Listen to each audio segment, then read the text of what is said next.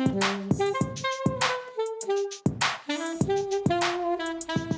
ัสดีค่ะยินดีต้อนรับเข้าสู่ SOS Sustainability 101 นะคะวันนี้นะคะก็จะนำข่าวมาจาก The Guardian นะคะซึ่งเป็นข่าวประจำวันที่18นะคะมกราคม2023นะคะข่าวชื่อว่า Revealed that more than 90% of rainforest carbon offsets by biggest provider are worthless analysis shows นะคะก็เป็นเรียกว่าเป็นข่าวเชิงสืบสวนสอบสวนนะคะของนักข่าวสำนักข่าว Guardian นะคะที่ก็ร่วมมือกันกับDie Zeit นะคะก็เป็นหนังสือพิมพ์ของเยอรมันเหมือนกันนะคะที่จะมาเปิดเผยตีแผ่นะคะข้อมูลของการที่ปัจจุบันเราพยายามทำ Net Zero ใช่ไหมคะ Net Zero Carbon เนี่ยก็เป็นการพูดถึง Verra นะคะ Carbon Standard นะคะซึ่งก็เป็นเหมือนเป็นคนที่คอยรับรองค่ะว่าคาร์บอนเครดิตเนี่ยที่ถ้าเกิดจะเอาไว้ขายเนี่ยมันถูกต้องนะคะมันลดคาร์บอนฟุตปรินต์ได้จริงๆนะคะซึ่งตอนนี้ในบทความที่จะพูดถึงมาตรฐานของ Verra นะคะ Standard กับ Gold Standard นะคะที่เป็นตัวกลางในการทำหน้าที่ในการซื้อขายคาร์บอนหรือ Verify คาร์บอนนะคะว่าคาร์บอนเครดิตที่ซื้อมาเนี่ยมันได้มูลค่าตามที่กล่าวอ้างจริงๆนะคะซึ่งเนื้อหาของบทความเนี่ยค่อนข้างยาวนะคะแล้วก็เขามีส่วนที่พูดถึงในเรื่องของการเข้าไปสืบสวนสอบสวนนะคะแล้วก็มีชื่อของมหาวิทยาลัยดังๆติดโผมาด้วยนะคะก็อยากเชิญชวนให้ลองไปอ่านดูนะคะแต่ฝ้ายจะสรุปเหมือนสั้นๆคร่าวๆให้ฟังนะว่าใจความที่พูดคุยกันเนี่ยคุยเรื่องอะไรนะคะเพราะเนื่องจากการที่ถ้าใครติดตามข่าวหรือสนใจเรื่อง ESG เนี่ยหรือสนใจเรื่อง climate change เนี่ยคำว่า net zero strategy เนี่ยก็เป็นสิ่งที่ได้ยินกันตลอดนะคะไม่ว่าจะเป็นการพูดว่า net zero ในปี2050นะคะ net zero ในปี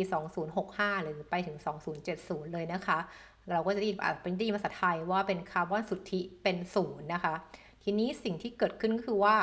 แล้วมันจะเป็นศูนย์ได้ยังไงนะก็เป็นคำถามที่หลายๆคนก็สงสัยนะคะว่ามันจะเป็นศูนย์ได้ยังไงล่ะถ้าอุตสาหกรรมของคุณหรือบริษัทของคุณเนี่ยต้องผลิตของอยู่แล้วเพราะว่าการผลิตสินค้าเพื่อมาขายเนี่ยให้ธุรกิจมีกำไรเนี่ยมันก็ต้องใช้พลังงานเนาะดังนั้นถ้าเกิดคุณจะบอกให้มันเป็นศูนย์เนี่ยมันถ้าเกิดคิดง่ายๆก็เหมือนว่างั้นคุณก็ต้องไม่ผลิตเลยสิมันถึงจะเป็นศูนย์ซึ่งจริงๆแล้วดังนั้นมันเป็นไปไม่ได้เนาะมันต้องมีการผลิต Product ขึ้นมา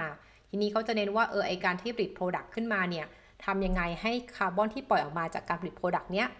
มันน้อยที่สุดเลยนะคะมันน้อยที่สุดเลยนะคะซึ่งตรงนี้วิธีการที่ควรจะทำดับแรกเลยก็คือไปดูก่อนว่า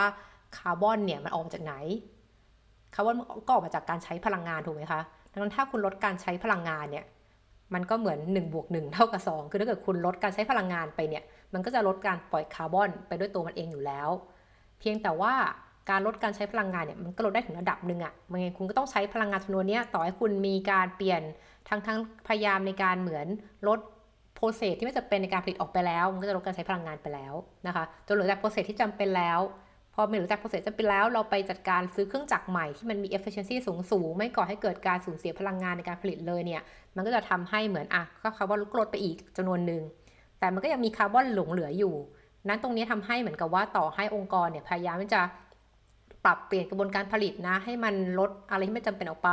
หรือการเรียกว่ายกเครื่องจักรใหม่อย่างเงี้ยค่ะทั้งหมดเนี่ยมันก็ยังมีพลังงานเหลืออยู่ส่วนที่ต้องใช้แล้วพลังงานตัวเนี้ยถ้าไม่ใช่พลังงานที่สะอาดเนี้ยเป็นพลังงานที่ผสมทั้งพลังงานสะอาดพลังงานฟอสซิลผสมกันไปเนี่ยสุดท้ายแล้วอะค่ะมันก็ยังเหลือคาร์บอนอิมิชันอยู่ดีนั้นตรงนี้พอเหลือคาร์บอนอิมิชันตรงนี้การที่จะบอกตัวเองเป็นคาร์บอนเนทซีโร่หรือคาร์บอนนิวทรัลได้เนี่ยคือคุณต้องทำตรงนี้ให้มันหายไปซึ่งมันก็คือเกิดคีย์เวิร์ดที่เรียกว่าคาร์บอนออฟเซตนะคะ offsetting เนี่ยก็คือการไปเหมือน offset มาว่าในความเป็นจริงแล้วมันไม่ใช่ศูนย์แล้วนะแต่เราก็ไปใช้เงินที่เราแก้ปัญหาโดยการเอาเงินที่เราได้กำไรมาจากการทำธุรกิจเนี่ยไปจัดการเหมือนไปไงนะไปชดใช้สิ่งที่เราปล่อยออกมาสู่บรรยากาศที่มันไม่ดีเนี่ยโดยให้เงินกับเหมือนสมมุติถ้าเกิดตามตรงเลยเหมือนไม่มีตัวกลางเลยคือว่าไปดูว่าถ้าเกิดอุทยานเนี่ยมีพื้นที่ป่าอะไรอย่างเงี้ยเพราะป่าก็ดูดซับคาร์บอนอย่างเงี้ยค่ะแล้วก็เอาเงินไปให้เขาในการฟันดิ้งในการดูแลรักษาป่าให้มันเหมือนเดิมนะให้มันอยู่ดูดซับคาร์บอนได้ต่อไปอันนี้ก็เป็นแนวคิดง่ายๆเลยนะคะในการที่บอกว่าทำไมมันถึงพูดได้ว่าคุณจะมีคาร์บอนสุทธิเป็นศูนย์ได้นะคะซึ่งหลายๆอย่างเนี่ยก็ต้องบอกว่าเส้นทางในการเดินไปถึงคาร์บอนสุทธิเป็นศูนย์เนี่ยมันก็คือ 20 ปี 10 ปี 20 ปีบ้าง30 ปีบ้างเนี่ยซึ่งตรงนี้มันก็จะมีเทคโนโลยีนวัตกรรมใหม่ๆเกิดขึ้นมาอีกนะคะไม่ว่าจะเป็นที่เขาบอกว่าตอนนี้มีการดักจับเครื่องดักจับคาร์บอนคือบางคนก็บอกว่าไม่ไปซื้อคาร์บอนก็ได้นะไม่ไปซื้อถ้าเกิดทำตามเรียกว่า initiative อย่าง SBTI ที่เป็น Science Based Target เนี่ยเขาก็จะไม่ให้คุณไปซื้อคาร์บอนเนาะไม่ให้ใช้เงินแก้ปัญหาแล้วกันแต่ให้คุณต้องหาวิธีการลดคาร์บอนให้ได้มันก็จะมีการมองหาเทคโนโลยีใหม่ๆในระยะเวลาที่จะเกิดขึ้นอีก30 ปีข้างหน้าเนี่ยอาจจะเป็นการที่แบบว่าทำยังไงให้คาร์บอนที่ออกมาจากการผลิตเนี่ยมันไม่ออกไปสู่บรรยากาศเลยคือมันถูกฝังอยู่ตรงไหนสักแห่งหนึ่งในองค์กรไหมก็มีเทคโนโลยีในการดักจับคาร์บอนเอาคาร์บอนนี้ไปฝังอยู่ในตรงไหนสักแห่งหนึ่งอะไรอย่างเงี้ยก็มีอะไรที่มันเป็นนวัตกรรมได้อีกเยอะแยะนะคะแต่อันนี้ก็ต้องเป็นเรื่องที่พึ่งพาอนาคตเนาะแต่การทำงานธุรกิจเนี่ยมันก็ต้องมีการบอกว่าถ้าเทคโนโลยีพวกนี้ไม่เกิดขึ้นเนี่ยคุณจะทำยังไงเลยเป็นที่มาว่า carbon offsetting เนี่ยก็เป็นเครื่องไม้เครื่องมือตัวหนึ่งเรียกว่าหรือตลาดคาร์บอนเนี่ยก็เป็นเครื่องไม้เครื่องมือในการเหมือนแมทชิ่งอะว่าผู้ซื้อก็คือบริษัทเนี่ยที่ปล่อยคาร์บอนออกมาเนี่ยเขาอยากจะใช้เงินแก้ปัญหาเพราะเขามีเงินส่วนเกินอยู่ที่กันไว้สำหรับบัดเจ็ตพวกนี้ใช่ไหมคะมาซื้อคาร์บอนแล้วส่วนผู้ขายก็คือว่าอุตสาหกรรมต่างๆที่อันอย่างในเรื่องนี้จะพูดเน้นเรื่องของป่าไม้เนาะเราก็จะพูดแค่เรื่องป่าไม้แล้วกันว่าถ้าเกิดว่าถ้าสมมติชาวบ้านแล้วกันเอาสมมติชาวบ้านมีพื้นที่ป่าอยู่50 ไร่เลยแล้วเหมือนเป็นชาวบ้านท่านนี้ก็ไม่ได้อยากทำการเกษตรได้อะไรก็คือปล่อยป่า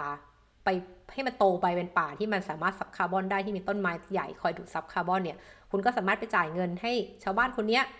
ว่าเนี่ยฉันขอซื้อคาร์บอนนะฟุตปรินท์จาก50 ไร่ที่คุณมีฉันขอซื้อ5 ไร่นะประมาณนี้ตรงนี้ถือว่าเป็นเงินที่ฉันฟันดิ้งไปงั้นเราก็จะได้ว่าหลังฉันจะเคลมได้ว่าเนี่ยการที่ผืนป่านี่เกิดขึ้นหรือต้นไม้ตรงนี้โตขึ้นโดยไม่มีใครรบกวนเนี่ยเป็นเพราะสิ่งที่ฉันทำ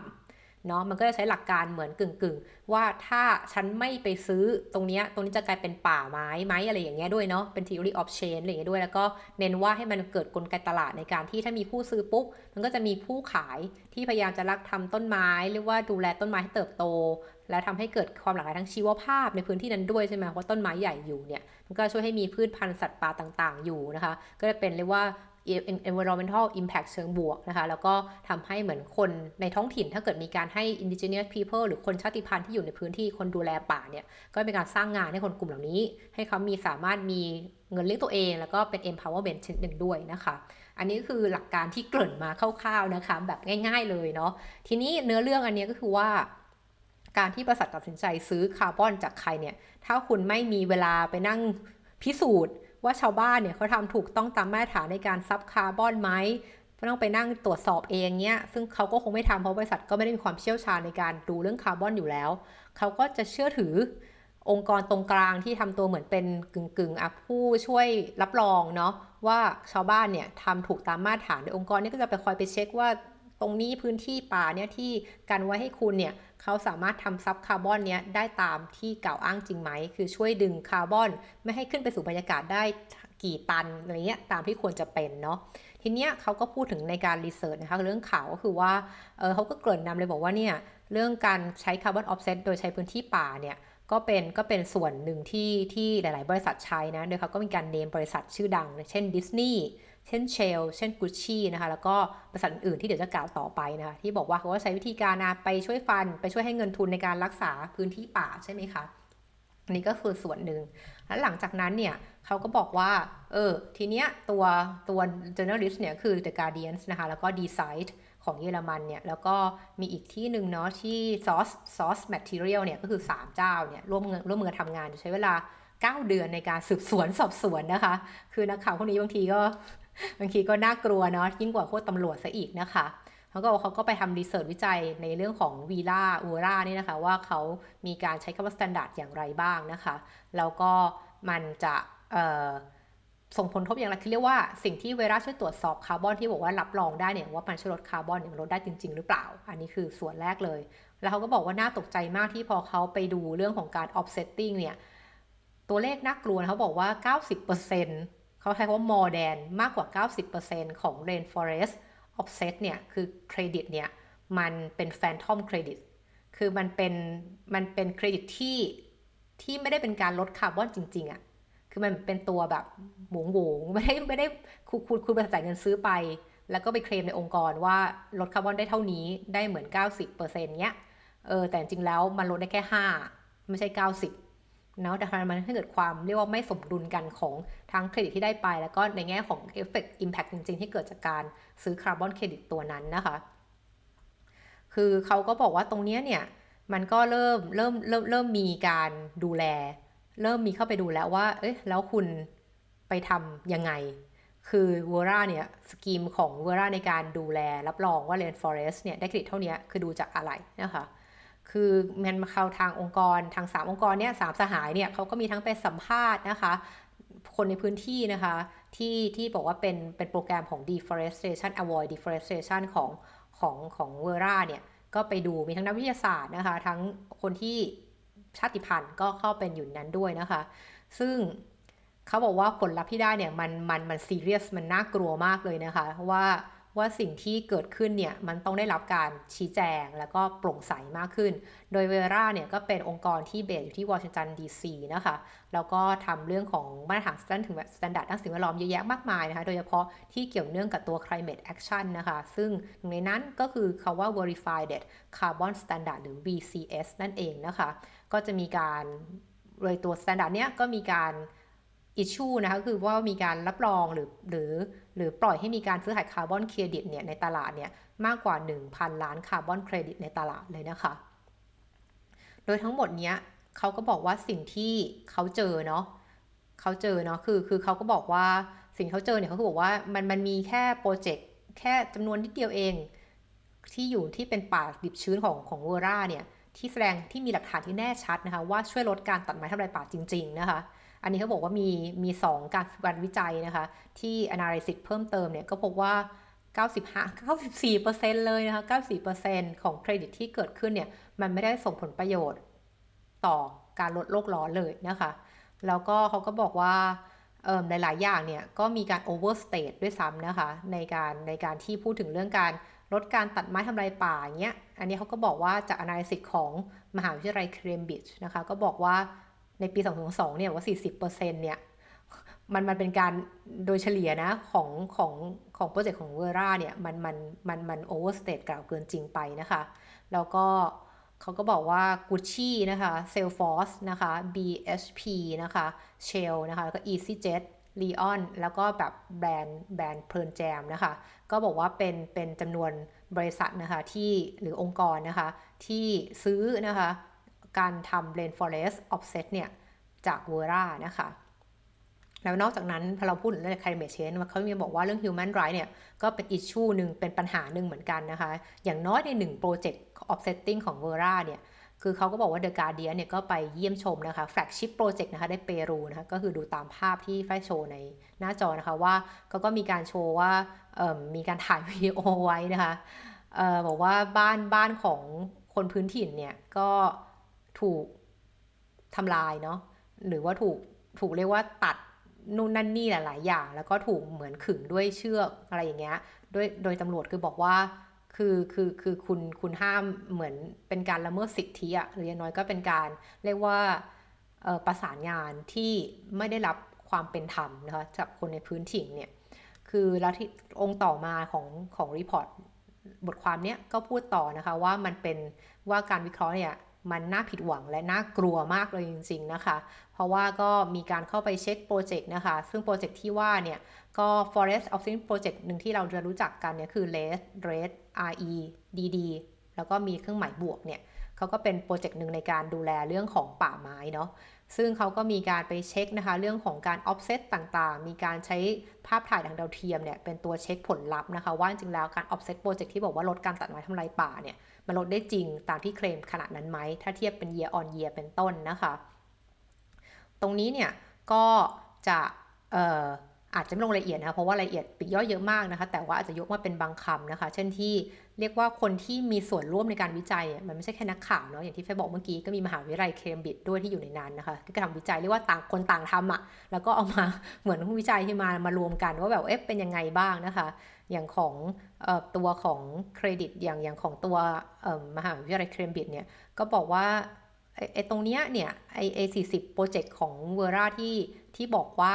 มันช่วยลดการตัดไม้ทำลายป่าเนี่ยหรือการทำให้ป่าเสื่อมโทรมเนี่ยเขาบอกว่าแอเรียเนี่ยจริงๆแล้วที่มันทำได้ตามที่พูดจริงๆคือลดการตัดทำลายป่าเนี่ยมันคือมีเล็กน้อยมากเลยคือมีแค่ มีแค่นิดเดียวอะซึ่งมันก็คือการกล่าวอ้างเกินจริงนะคะในเรื่องของการเคลมผลลัพธ์นั่นเองอะค่ะก็ที่เหลือเนี่ยก็มีการพูดคุยนะคะเล่าให้ฟังทั้ง percentage นะคะทั้งโปรเจกต์ที่ไปทำ investigate ที่มาดากัสการ์นะคะว่าเป็นยังไง result เนี่ยมันเทียบเคียงกันได้ในเปรูไหมมีปัญหาอะไรบ้างนะคะแล้วก็เรื่องนี้คือเรียกว่าในตัวข่าวสารตรงนี้เขาค่อนข้างเชื่อว่าผลวิจัยที่เขาทำการสืบสวนมาเนี่ยเรียกว่ามีหลักฐานที่รับรองได้ที่เชื่อถือได้ไม่ได้แค่กล่าวอ้างโจมตีเฉยๆนะคะซึ่งตรงนี้นะคะมันก็เป็นที่มาต่อค่ะว่าแล้วจะยังไงต่อนะคะคือทางเวอร่าเนี่ยแน่นอนเชื่อว่าหลังจากการตีพิมพ์ข่าวเนี่ยก็ต้องมีการออกมาชี้แจงเนาะว่าคุณมีการใช้วิธีการอย่างไรในการ verify ว่าสิ่งที่คุณ standard ที่คุณใช้เนี่ยมันโอเคมันถูกต้องจริงๆนะคะมันวัดผลได้จริงๆด้วยนะคะใช้ methodology อะไรนะคะแล้วก็ซึ่งบางอย่างเขาก็มีการพูดถึงเรื่องของปัญหาจากประธานาธิบดีคนก่อนเนาะที่ไม่เชื่อเรื่องโลกร้อนเนี่ยโบโซนาโรเนี่ยว่าแล้วมันยังไงคือมันมีผลลัพธ์เปลี่ยนแปลงไหมจากตรงนั้นนะคะจากการที่มีการเปลี่ยนนโยบายของทางบราซิลเป็นต้นนะคะซึ่งก็มีคนที่บอกว่าคนที่ให้สัมภาษณ์หลายๆคนที่อยู่ในบทความเนี่ยก็บอกว่าฉันก็เคยทำงานเป็นออดิตเนาะในการตรวจสอบโปรเจกต์เหล่านี้ในป่าเอเมซอนใช่ไหมอยู่แล้วก็เริ่มการวิเคราะห์เรื่องอะไรต่างๆเหล่านี้ก็บอกว่าจริงๆแล้วจากการ analysis เนี่ยมันมี question mark เยอะว่าทำไมคุณถึงรับรองได้ว่านี้เป็นคาร์บอนเครดิตแล้วนะคะแล้วก็หลังจากนั้นเนี่ยก็มีโปรเฟสเซอร์นะคะนอร์ทแคโรไลนาState University ก็มาให้ความเห็นนะคะในเรื่องของการทำตรงนี้นะคะคือเรียกว่ามีหลายคนมากมาพูดไปพูดมานะให้ความเห็นในเรื่องของรวมๆแล้วคือว่าทุกคนมี question marks อะแล้วก็อยากให้ทาง Standard เนี่ยมาเคลียร์ให้ชัดว่าคือยังไงเนาะก็ก็ก็ค่อนข้างเชื่อถือได้นะคะว่าคนที่มาพูดถึงเนี่ยก็ไม่ได้แค่โจมตีลอยๆหรือต้องการทำลายความน่าเชื่อถือนะแต่ว่าก็มี evidence base ที่อยากให้ทาง Vera เนี่ยเข้ามาคุยด้วยทีนี้อยากชวนไปดูถึงเรื่องของมีมหาลัยออกฟอร์ดก็มานะคะเยอะมหาลัยที่ต่างชาติอื่นๆก็มาเหมือนผสมผสานเรื่องนี้กันเพราะว่าโครงการของเวอร่าเนี่ยก็ไม่ได้อยู่แค่ในบราซิลเท่านั้นแต่อยู่ในทั่วโลกเลยมันก็เลยมีปาร์ตี้ที่สามารถทำการสืบสวนทำการวิจัยได้มากขึ้นนะคะว่าผลลัพธ์ที่เกิดจากการขายคาร์บอนออฟเซตติ้งเนี่ยมันจะลดโลกร้อนได้กี่มากน้อยนะคะซึ่งนี้ก็เป็นเรื่องปกติที่คนต้องเช็คเนาะถ้าเกิดบริษัทหลายๆแห่งใช้มาตรการอย่างนี้เหมือนกันหมดนะคะ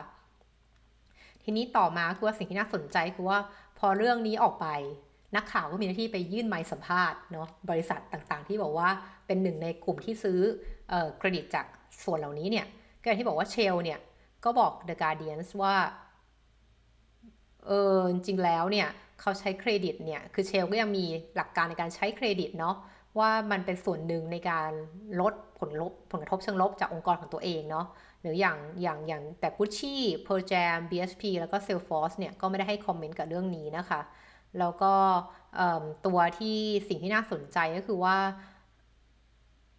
The Fast Food นะคะเรียกว่า Fast Food Chain เนาะอย่างชื่อ Leon เนี่ยก็ไม่ซื้อคาร์บอนเครดิต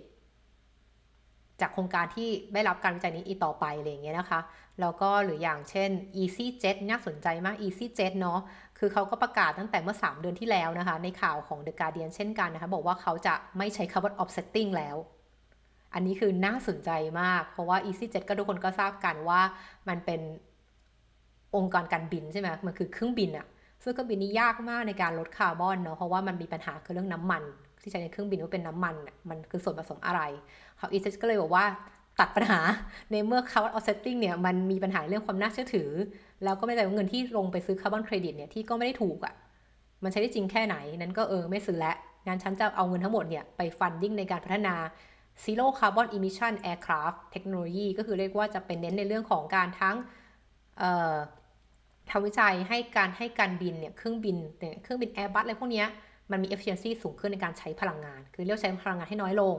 และส่วนหนึ่งก็คือการเน้นเรื่องของ combustion เรื่องของการใช้ fuel เนาะที่บอกว่าการใช้น้ำมันเครื่องบินเนี่ยมันมีน้ำมันที่มันดีกว่านี้ไหมนะในการที่ช่วยลดเรื่องของปัญหาเรื่องการปล่อยคาร์บอนอิมิชันหรือแม้แต่เรื่องของการพูดถึงเรื่องทำเทคโนโลยีคาร์บอนแคปเจอร์นะคะการดักจับคาร์บอนที่ปล่อยออกมาจากการที่เผาไหม้ของเครื่องยนต์ทั้งหมดเหล่านี้ก็เป็นส่วนหนึ่งของเรียกว่าถ้าเมื่อไหร่ก็ตามที่ตลาดคาร์บอนเนี่ย ไม่สามารถสร้างความน่าเชื่อถือให้กับบริษัทได้หรือองค์กรได้และทุกปาร์ตี้เลยที่เป็นคนตรวจสอบเรียกว่าพร้อมยอมรับการตรวจสอบจากนักวิจัยข้างนอกเนี่ยเมื่อนั้นเนี่ยมันก็จะมี question mark แหละว่าแล้วมันจะฉันจ่ายเงินไปขนาดเนี้ยแล้วมันไม่ได้เกิดผลลัพธ์จริงๆหรอแล้วกลายว่าฉันจะซวยไปด้วยเพราะว่าฉันเคลมไปแล้วว่าฉันลดคาร์บอนได้90นะแต่จริงๆแล้วในความจริงเนี่ยมันได้แค่5นั้นองค์กรก็จะเสียชื่อเสียงไปด้วยว่าคุณกล่าวอ้างเกินจริงในการเคลมคาร์บอนเครดิตนะคะแล้วก็บทความเนี่ยปิดท้ายด้วยการพูดถึงคุณบาบาร่าฮายานะก็เป็นเหมือนเป็นดีเลกเตอร์นะคะของ Berkeley นะ Carbon Trading Project นะคะที่เขาบอกว่าเขาเนี่ยทำรีเสิร์ชเรื่องคาร์บอนเครดิตเนี่ยหรือตลาดที่เกี่ยวกับตลาดคาร์บอนเนี่ยมา20ปีแล้วอะ่ะคืออย่างที่แฟนอาจจะเคยเล่าไปก่อนหน้านี้ว่าการทำตลาดคาร์บอนหรือคาร์บอนเครดิตเนี่ย ETS เนี่ย Emission Trading Scheme เนี่ยมันมีที่ยุโรปมานานแล้วอ่ะมันไม่ใช่เพิ่งมีเหมือนในบ้านเราเนาะที่อาจจะเป็น10ปีอะไรเงี้ยแต่ที่เนี่ยเรียกว่า30ปีอะไรทำนองเนี้ยประมาณเนี้ย20-30ปีเนี่ยเขาก็บอกเขาศึกษาเรื่องคาร์บอนเครดิตมา20ปีแล้วเขาก็บอกว่าซิสเต็มเนี่ยมันก็ยังไม่ค่อยระบบเนี้ยมันก็ยังไม่ค่อยฟังก์ชันอย่างที่มันควรจะเป็นน่ะคือเขาก็บอกว่าตอนนี้หลักการหรือเรียกว่าการที่บริษัทเนี่ยซื้อคาร์บอนเครดิตเนี่ยแล้วก็อ้างว่าสามารถลดอิมิชันได้เนี่ยมันก็คือการเหมือนกล่าวอ้างเกินจริงแหละเพราะว่าอิมิชันจริงๆลดได้มันไม่ใช่ไงคือคุณลดได้แค่5แต่คุณบอกในรีพอร์ตว่า90อย่างเงี้ยมันคือการโกหกแล้วอ่ะอย่างหนึ่งเลยดังนั้นเนี่ยก็เป็นจุดที่บริษัทเองก็อาจจะเรียกว่าไม่ได้มีความผิดตรงนั้นเพราะเขาเชื่อถือมาตรฐานที่บอกว่ามันลดได้จริงๆถูกไหมแต่มันก็เป็นเรื่องที่อันนี้มันไม่สมเหตุสมผลแล้วถ้าคุณเอาจริงเอาจังเรื่องการลดคาร์บอนใช่ไหมคะแล้วก็บอกว่าแล้วเขาก็บอกต่อมานะคุณบาร่าก็บอกว่าเรื่องของเรนฟอเรสต์เนี่ยการปกป้องการอนุรักษ์ป่าดิบชื้นเนี่ยป่าต่างๆทั่วโลกเนี่ยมันก็เป็นเหมือนเป็นชนิดของการขายคาร์บอนที่เรียบง่ายมากที่ใช้เยอะในตลาดอะตอนนี้ใครจะทำลดคาร์บอนเนี่ยก็ไปที่ตัว Rainforest มากกว่าจะไปยุ่งเรื่องของการทำเทคโนโลยีใหม่ๆในการดักจับคาร์บอนนะคะซึ่งตรงนี้ดังนั้นการป้องกันไม่ให้การเหมือนฟองสบู่ของการซื้อเครดิตที่มาจากป่าเนี่ยมันระเบิดแล้วมันเสียหายมากไปกว่านี้เนี่ยตรงนี้มันต้องมีการแก้ปัญหาตรงนี้ในการแล้วก็ต้องมีการตรวจสอบในเครดิตทุกประเภทที่คุณเคลมมาได้ลดคาร์บอนได้เท่านี้มันได้จริงไหมนะคะซึ่งตรงนี้เนี่ยเขาก็บอกว่า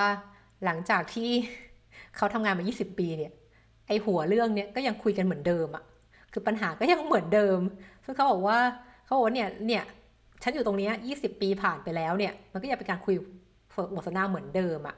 คือดังนั้นเนี่ยบางทีแล้วอะเขาก็บอกว่าเราต้องการระบบวิธีการกระบวนการในที่เป็นทางเลือกอื่นแล้วเพราะว่าตลาดที่เป็น offset เนี่ยมันดูไม่ค่อยฟังก์ชันอะอันนี้ก็คือเป็นการจบบทความด้วยแบบว่าเป็นปลายเปิดเนาะก็รอดูว่าเวอร่าจะออกมาโต้แย้งออกมาเสนอหลักฐานที่ต่างออกไปยังไงเป็นไปได้ว่าที่นักวิจัยและนักสืบหัวเหตุทั้งหลายจากนักข่าวเนี่ยเขาทำผิดหรือเปล่าเขาดูตัวเลขผิดดูอะไรอย่างนี้ผิดไหมนะซึ่งก็เป็นจุดที่ต้องมีการติดตามเรื่องนี้เนาะว่ามันจะเป็นยังไงต่อไปก็อันนี้คิดว่าน่าจะเป็นอัปเดตข่าวสารนะให้กับคนสนใจเรื่องของตลาดคาร์บอนนะคะคาร์บอนเครดิตเนี่ยเข้าใจว่าความซับซ้อนของมันด้วยเนาะแล้วก็เรียกว่าการ evolving ของเรื่องการซื้อขายเนี่ยเป็นอย่างไรบ้างนะคะก็ขอบคุณที่ติดตาม SOS นะแล้วเจอกันใหม่ครั้งหน้าสวัสดีค่ะ